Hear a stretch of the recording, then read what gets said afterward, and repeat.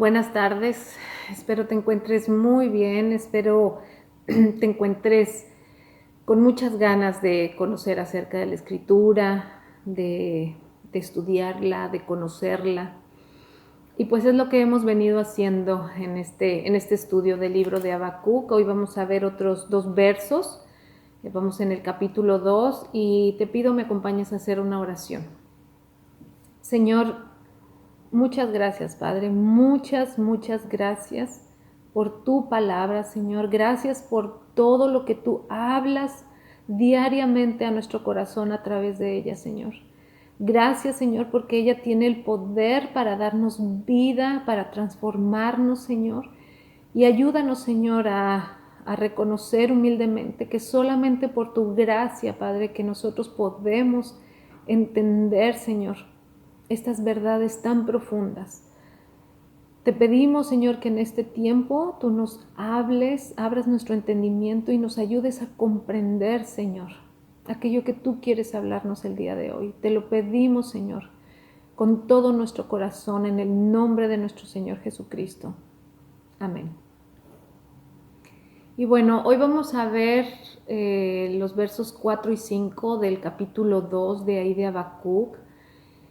Y recordaremos que esta es la respuesta que Dios le está dando a Habacuc acerca de su segunda inquietud o su segunda queja al respecto de lo que iba a venir por delante, que el pueblo de Babilonia iba a venir y iba a conquistar el pueblo de Judá, una situación que Dios iba a utilizar para ejercer disciplina en su pueblo, para quebrantar el corazón de su pueblo y que ellos reconocieran que iban por un camino equivocado. Y Dios le había dicho a Habacuc que escribiera y que quería que fuera de una manera clara. Y te voy a leer los versos 4 y 5. Y dice así: mira a los orgullosos, confían en sí mismos y sus vidas están torcidas, pero el justo vivirá por su fidelidad a Dios. La riqueza es traicionera y los arrogantes nunca están tranquilos. Abren la boca tan grande como una tumba y como la muerte nunca están satisfechos. En su avaricia juntaron a muchas naciones y devoraron a muchos pueblos. Y bueno, recordemos que martes anteriores Dios nos hizo ver que el pueblo de Babilonia había hecho de su propia fuerza un Dios. Esto quiere decir que ellos habían depositado su confianza en esa fuerza, en esa forma, en esa fuerza, en esa fortaleza que ellos que tenían en ese momento.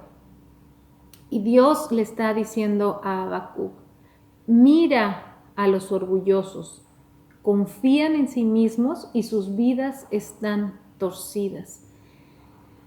Aquí vemos que Dios le está diciendo a Habacuc, y lógicamente a todo el pueblo de Dios en ese entonces, ¿no? Porque Dios le estaba diciendo a Habacuc que escribiera y que era lo que le iba a transmitir al pueblo. Y dice: mira a los orgullosos, observa al pueblo de Babilonia. Son hombres, o sea, son personas orgullosas, dice, que confían en sí mismos y por lo tanto sus vidas están torcidas. Y después pasa a hacer esta afirmación: pero el justo vivirá por su fidelidad a Dios. Aquí la palabra justo, su interpretación o la forma, la idea que le quiere dar es derecho o recto. Y es la misma idea o la misma expresión que se usa para describir a Job en Job en capítulo 1. Se describe a Job de esta manera: como un hombre intachable, como un hombre recto, como un hombre temeroso de Dios. Entonces, aquí vemos que dice: pero el justo vivirá por su fidelidad a Dios. Y la palabra vivirá, su traducción o la idea que quiere dar es conservar o preservar. Por lo tanto, podemos entender este texto donde dice, pero el justo vivirá por su fidelidad a Dios, pero el hombre recto, el hombre intachable, el hombre temeroso de Dios, vivirá o conservará su vida por su fidelidad a Dios, por su fe en Dios. Dios le está diciendo a Habacuc, aquellos hombres que sean rectos, que sean temerosos de Dios, conservarán su vida por su fidelidad o por su fe en Dios. La traducción en lenguaje actual lo traduce de esta manera y creo que le da el sentido que quiero expresarte. Y dice, esos babilonios son muy orgullosos, pero ustedes que son humildes vivirán porque confían en mí. Dios lo que quiere expresar es, primero, que veamos que el orgullo es lo que les impedía al pueblo de Babilonia reconocerlo como su Dios. Ellos habían confiado en sí mismos, habían confiado en su fuerza. Y entonces dice, pero ustedes que son humildes, y más que ser humildes, porque recordemos que el pueblo de Dios en ese entonces ya no estaba siendo humilde, se estaba comportando totalmente de una manera que no honraba y que desagradaba totalmente a Dios. Dice, si ustedes son lo suficientemente humildes para reconocer que se han equivocado, vivirán o conservarán su vida, preservarán su vida,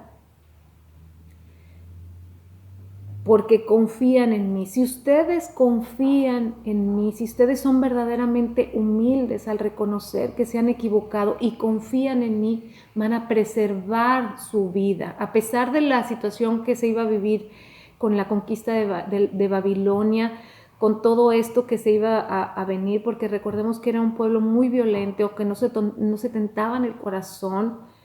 Iba a haber mucha gente que no iba a vivir para contarlo, mucha gente iba a ser asesinada, otros iban a ser oprimidos, maltratados.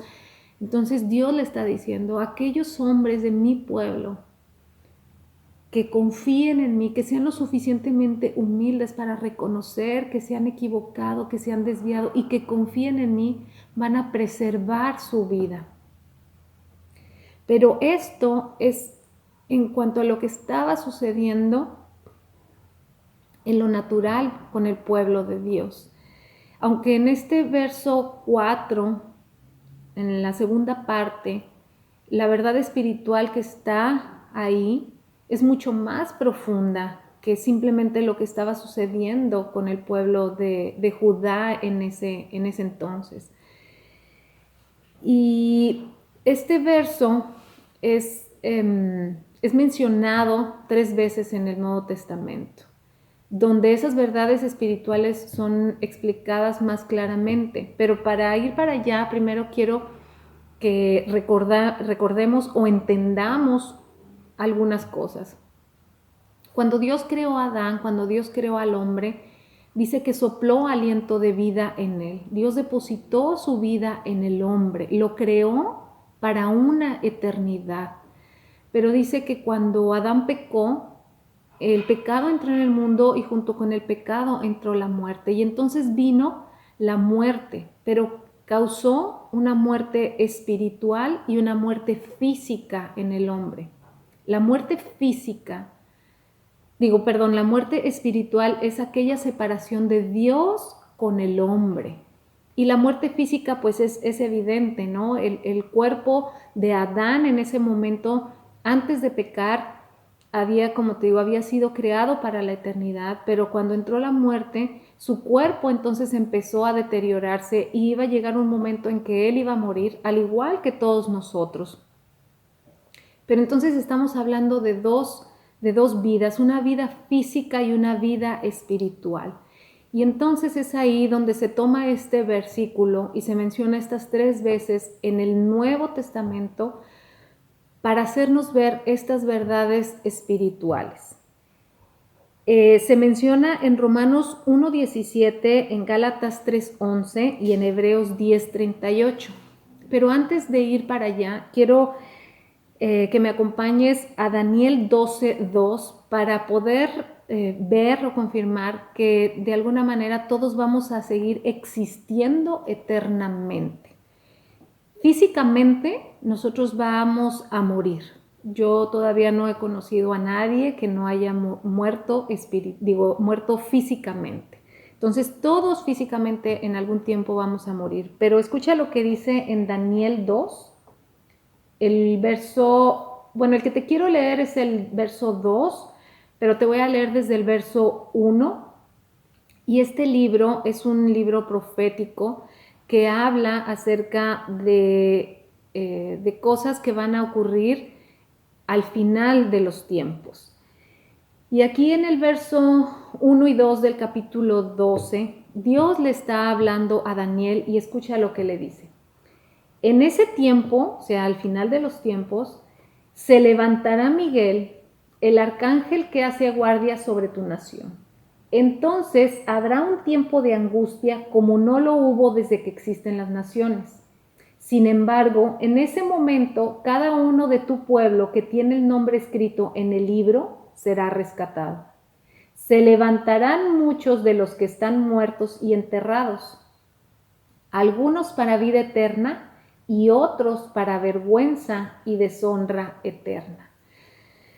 Aquí se nos está diciendo que todos vamos a existir eternamente.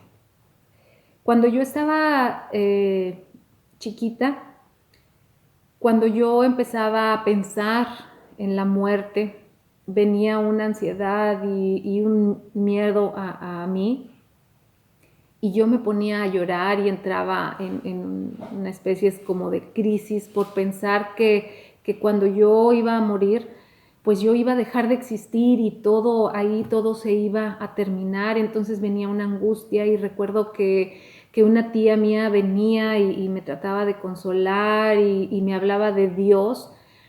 La realidad es que no recuerdo exactamente qué es lo que me decía de Dios, pero tengo presente que me hablaba de Dios y bueno, yo lograba calmarme, pero esto fue en repetidas ocasiones. Y creo hoy en día que mucha gente piensa de esa manera, que mucha gente piensa inclusive que van a reencarnar en otras cosas. Otros ni siquiera creen en un infierno. Y hay muchas maneras de pensar. Pero aquí la Escritura nos está diciendo que todos vamos a existir eternamente, pero dice, se levantarán muchos de los que están muertos y enterrados, algunos para vida eterna y otros para vergüenza y deshonra eterna. Todos vamos a morir físicamente, pero vamos a existir eternamente. Unos vamos a seguir conservando la vida de Dios en nosotros y a eso se está refiriendo a la vida eterna. Y otros van a seguir existiendo, pero para vergüenza y deshonra eterna. En estos tres pasajes que se mencionan en el Nuevo Testamento, nos están haciendo ver que de lo que se está hablando ahí es de esa vida eterna, de esa vida después de esta vida, pero de esa vida de Dios en nosotros. Y hay otro pasaje que también nos puede aclarar esto que te estoy diciendo, y es ahí en Juan 11, versos 25 y 27. Es este pasaje donde Lázaro muere y Marta y María pues mandan buscar a Jesús, y cuando Jesús llega, Marta se acerca y le dice a Jesús pues con tristeza, ¿no? Que si él hubiera estado ahí, que Lázaro no hubiera muerto, y empieza a tener ahí un diálogo con él, y entonces Jesús le dice estas palabras a Marta. Dice, y Jesús le dijo, yo soy la resurrección y la vida. El que cree en mí vivirá aún después de haber muerto. Todo el que vive en mí y cree en mí jamás morirá. ¿Lo crees, Marta? Sí, Señor, le dijo ella, siempre he creído que tú eres el Mesías, el Hijo de Dios, el que ha venido de Dios al mundo. Y este pasaje también nos hace ver que estamos hablando de dos vidas diferentes, como te digo, la vida física y la vida espiritual. Ahí en el verso 25, de la vida que está hablando es de la vida física, porque dice, yo soy la resurrección y la vida. El que cree en mí vivirá aún después de haber muerto. Está hablando de la vida física. Aún después de haber muerto físicamente, seguiremos viviendo eternamente. Nuestra alma y nuestro espíritu seguirán viviendo eternamente, aún después de haber muerto en esta vida física. Y en el 26 lo afirma porque dice, todo el que vive en mí y cree en mí, jamás morirá. Entonces tenemos que entenderlo de esta manera. En el primer verso está hablando de la vida física, que aunque muramos en esta vida física, vamos a seguir viviendo en una eternidad. Y en el verso 26 dice, todo el que vive en mí y cree en mí jamás morirá. Nuestra alma, nosotros al creer en Dios, al depositar nuestra confianza en Dios, nuestra alma no va a morir. La Escritura nos enseña que la paga del pecado es la muerte. Pero estos tres pasajes, estos tres versos más bien en el Nuevo Testamento, lo que nos están queriendo hacer ver es que el justo vivirá por su fidelidad a Dios. De hecho, la connotación que se le da aquí a justo es otra que la que se le da en Habacuc. Aquí es la traducción para la palabra justo es inocente. Dios dice que Él nos declara inocentes ante sus ojos por la obra de Jesús en la cruz. Nadie es inocente. El único que fue libre de pecado, que vino a esta tierra y que no cometió pecado fue Jesucristo. Y la palabra nos enseña que si nosotros confiamos en Dios, confiamos en esa obra de Jesús en la cruz, en ese sacrificio de Jesús en la cruz, Dios nos declara inocentes a través de la vida de Jesús. Pero vamos a leer Romanos 1:17, donde se nos hace ver estas verdades. Y Romanos 1:17 dice, esa buena noticia nos revela cómo Dios nos hace justos ante sus ojos, lo cual se logra del principio a fin por medio de la fe. Como dicen las Escrituras, es por medio de la fe que el justo tiene vida. Este primer pasaje, este primer verso en Romanos 1:17 nos hace ver que Dios nos declara inocentes única y exclusivamente por nuestra fe puesta en Jesús. La salvación de nuestra alma para poder tener una vida eterna es a través y solamente por medio de la fe en Jesucristo, de la fe en la obra de Jesús, una vida perfecta, una vida sin pecado, donde Él fue a la cruz y dio su vida por la de nosotros. Él murió en esa cruz como nosotros lo deberíamos de haber hecho. Y entonces, si nosotros creemos en que Él ya pagó por nuestros pecados, Dios nos declara inocentes ante sus ojos. Y entonces preservaremos nuestra vida, pero nuestra vida espiritual.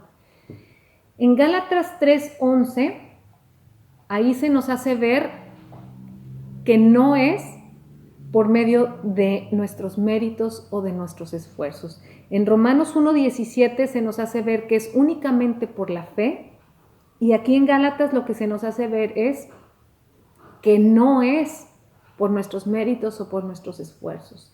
En Gálatas 3, te voy a leer el verso 10 y 11, dice, sin embargo, los que dependen de la ley para hacerse justos ante Dios están bajo la maldición de Dios, porque las Escrituras dicen: maldito es todo el que no cumple ni obedece cada uno de los mandatos que están escritos en el libro de la ley de Dios. Queda claro entonces que nadie puede hacerse justo ante Dios por tratar de cumplir la ley, ya que las Escrituras dicen: es por medio de la fe que el justo tiene vida. ¿Te vas dando cuenta? En Romanos se nos hace ver que es única y exclusivamente por la fe.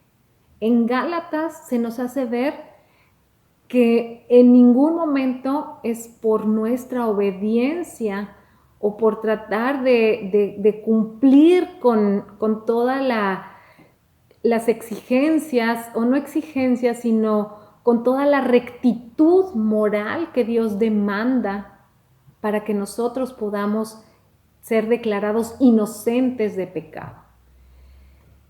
Y en Hebreos 10:38 se nos dice lo importante de permanecer en nuestra convicción acerca de esto. Hebreos 10:38 y 39 dice: mis justos vivirán por la fe, pero no me complaceré con nadie que se aleje. Pero nosotros no somos de los que se aparten de Dios hacia su propia destrucción. Somos los fieles y nuestras almas serán salvadas. Como vemos, aunque estos 3 versos mencionan exactamente el mismo versículo, nos hacen ver diferentes cosas.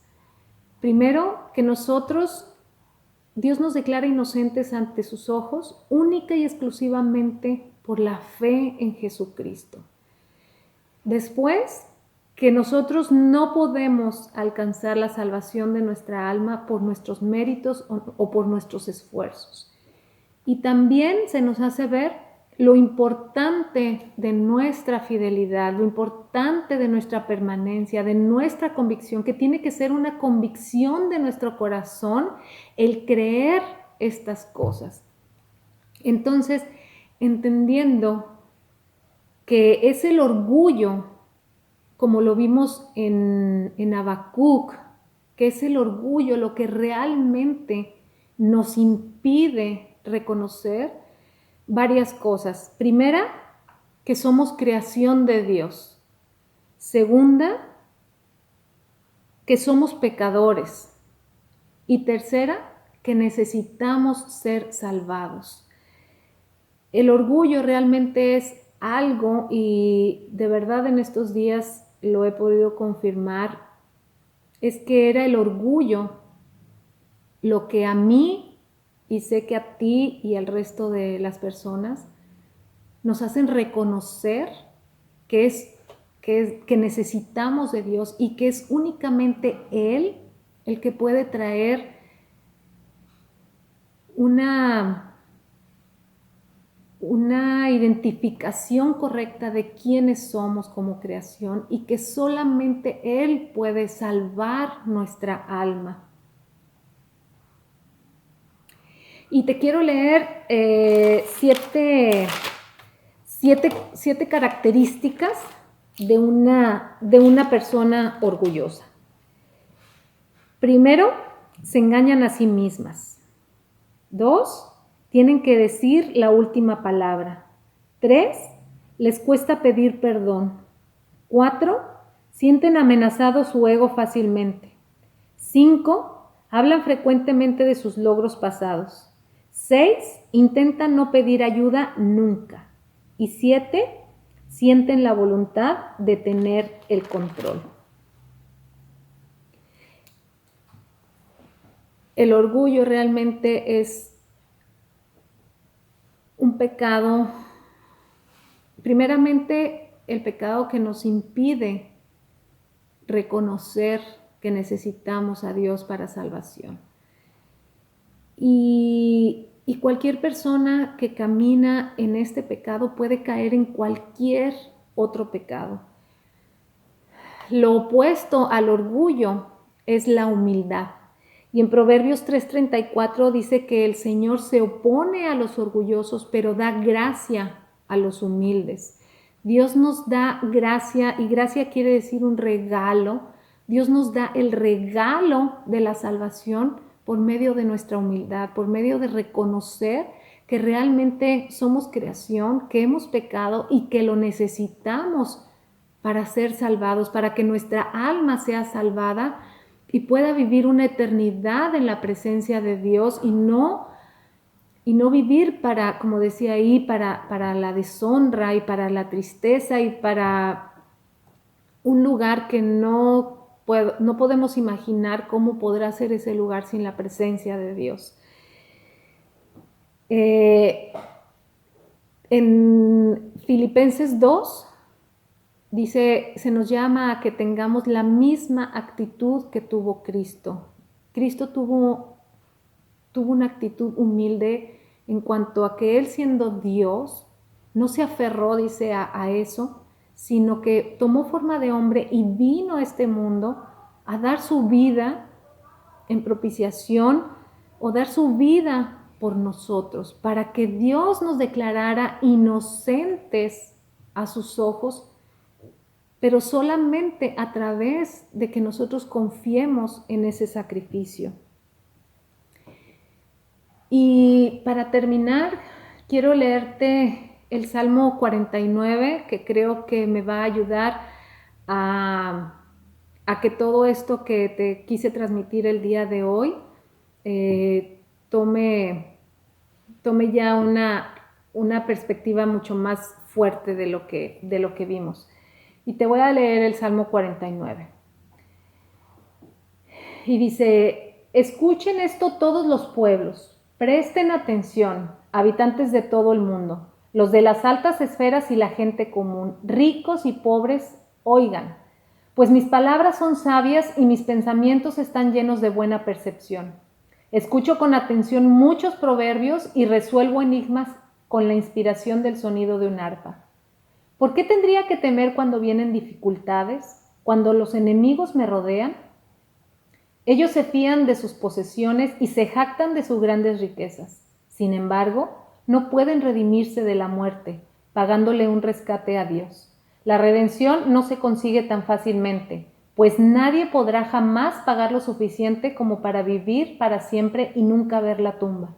Los sabios finalmente tendrán que morir al igual que los necios y los insensatos, y dejarán toda su riqueza atrás. La tumba es su hogar eterno, donde permanecerán para siempre.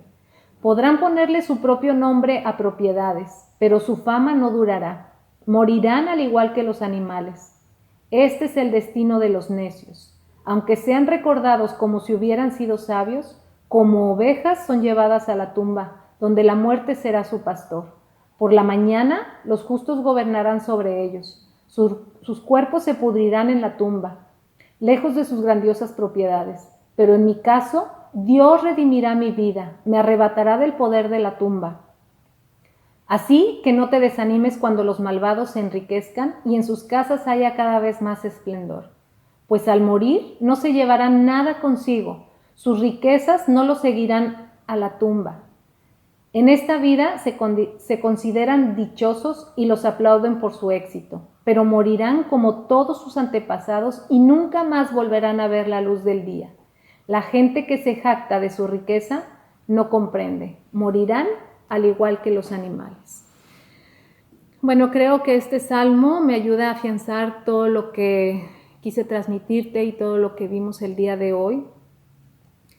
Pero quiero también que comprendamos lo siguiente, que si el orgullo era lo que nos impedía realmente reconocer y venir a los pies de Cristo, ¿cuánto más no seguirá haciendo estragos en nuestra vida ya como creyentes, que sigamos con una actitud orgullosa?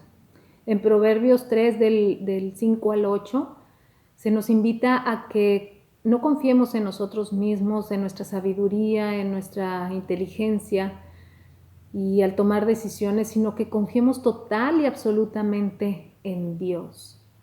Si el día de hoy tú no has podido reconocer que de verdad necesitas un Salvador, que de verdad tu alma está en juego, hoy es el día en que Dios te está llamando a que dejes el orgullo de lado y que puedas reconocer que eres creación, que realmente has pecado, que todos hemos pecado y que necesitas un Salvador.